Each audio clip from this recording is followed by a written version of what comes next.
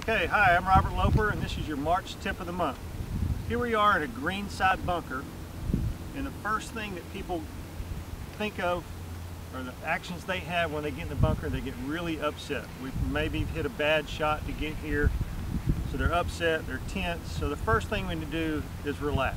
All right, I can't hit this shot being upset and tense. Now, we've read a lot of different things about bunker shots, about greenside bunker shots. I'm going to try to simplify it for you. All right, most of our bunker shots, we can come in here and set up square. A lot of guys will talk about setting up open. I'm going to open my club face and I'm going to try to swing to the left, ball's going to go to the right. That's pretty hard for a lot of people to understand. So let's try to set up just like we normally would for all our other shots. We're going to set up square. Now I got two rods here. That's my path I wish the golf ball to travel on.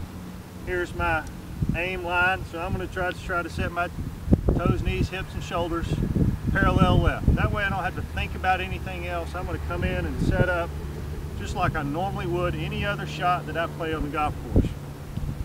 Now the one thing we want to do in here, we want to make sure we have a sand wedge that has a little bounce. All right, sand wedge vary in bounce, but a normal sand wedge is going to have 12 to 14 degrees of bounce.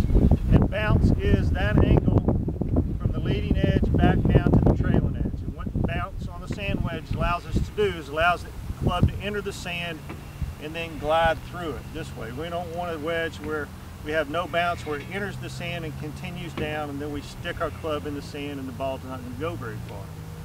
So our setup, we're going to set up square. Like I just talked about. What we're going to do is we're going to move the ball forward in our stance a little bit, maybe just inside our forward heel. And so that is going to allow me for my swing to be the bottom of my swing a little bit behind the golf ball. We're looking to hit the golf ball or hit the sand 2 to 3 inches behind the ball. All right, this is the only shot in golf we're trying not to hit the ball itself. So I'm setting up square, ball's forward in my stance. All right, I want to make sure I hit 2 to 3 inches behind the golf ball, and then I want to follow through. All right, I want to make sure that I'm continuing the club to move. I'm going to follow through and follow through high. That way it's easier for me to get the ball out. So I set up square here, and I'm just going to look at that spot 2 inches behind. I'm going to hit it and follow through. Ball comes out, very little effort.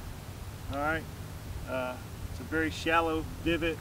Ball comes out easy. 99% of your sand shots, you'll be able to use this method right here. So set up square. We're going to move the ball slightly forward in our stance. We hit about 2 inches behind the golf ball and follow through. If you do those things, you'll get out of the sand a lot more often. Thank you. I'm Robert, and that's your March tip of the month.